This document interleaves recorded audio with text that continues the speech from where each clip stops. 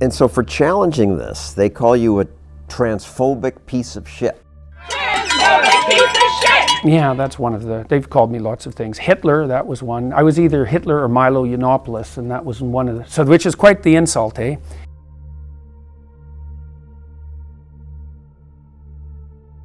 You're either Hitler or Milo Yiannopoulos. The bloody leftists, they can't even get their insults straight.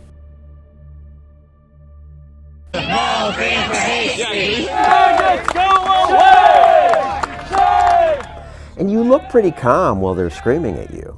Yeah, well, you know, better to be calm most You of the said time. it's best to let the unreasonable opposition speak. Because they manifest themselves as unreasonable, and then everyone can see it. But everybody doesn't see it. No, but lots of people see it. The first video that I was featured in, let's say, that went viral, which has had about 4 million views, was taken by some protesters. They accosted me after a free speech rally at the University of Toronto that emerged after I made my videos objecting to Canadian legislation.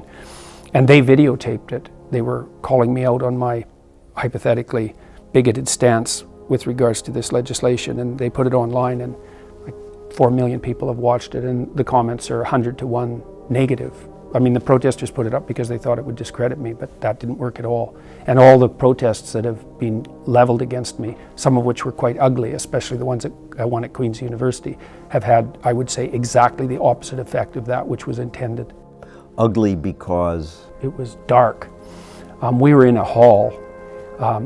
It was kind of a church-like hall. There was about 900 of us that had come to hear myself and another professor speak, and the hall was lined with stained glass, big stained glass windows, probably 10 feet high, and the protesters, say 10 of them along the one side, the protesters climbed up on the window wells and pounded on them like quite forcefully for 90 minutes.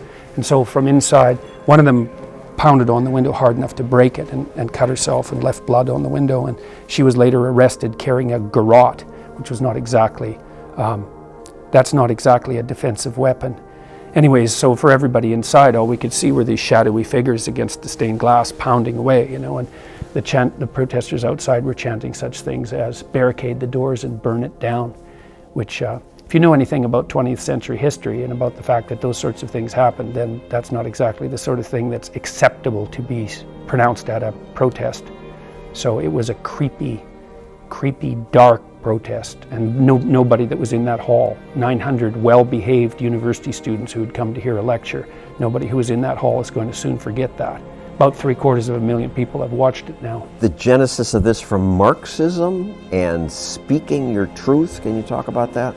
The campus situation, which is now spilling over into broader society and driving some of the political polarization that characterizes the West, is the consequence of the hegemony, I would say, to use a favorite Marxist expression, of radical leftists in the university. And that came about for complicated reasons. I don't think we understand all of them, but it's partly an amalgam of neo-Marxist thinking and postmodernist thinking, French postmodernist thinking. It's a little discredited now to say I'm a Marxist. Yeah, you'd think so, wouldn't you? Except I think it's 1 in 5 social scientists identify as Marxist. So yeah, it's a little discredited, but it's nowhere near discredited enough. It should be as discreditable to say that you're a Marxist as it is to say that you're a Nazi, given what we know about the absolutely deadly consequences of the implementation of Marxist doctrine. This is a real issue, is that we know the left can go too far. Everyone knows that. And there's a reason for there to be a left wing. The left speaks for people who are dispossessed. They're speaking up for the weak.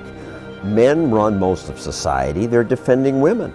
Trans people are often horribly punished, discriminated against. Yeah, well, So you're a bully. There's no doubt that you need someone to speak up for the dispossessed, but that doesn't mean you get to play identity politics.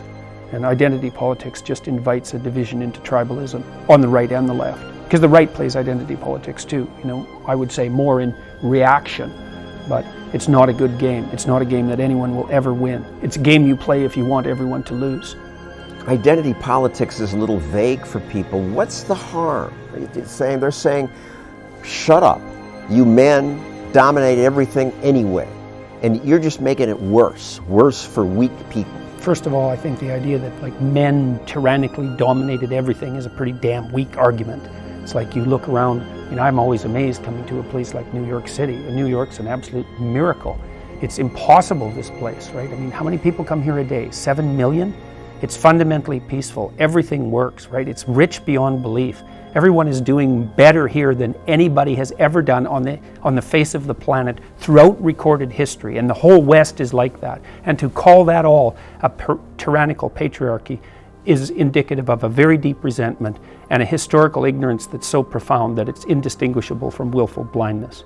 So look, every society has its tyrannical aspect and nothing is perfect, but we do not so bad in the West.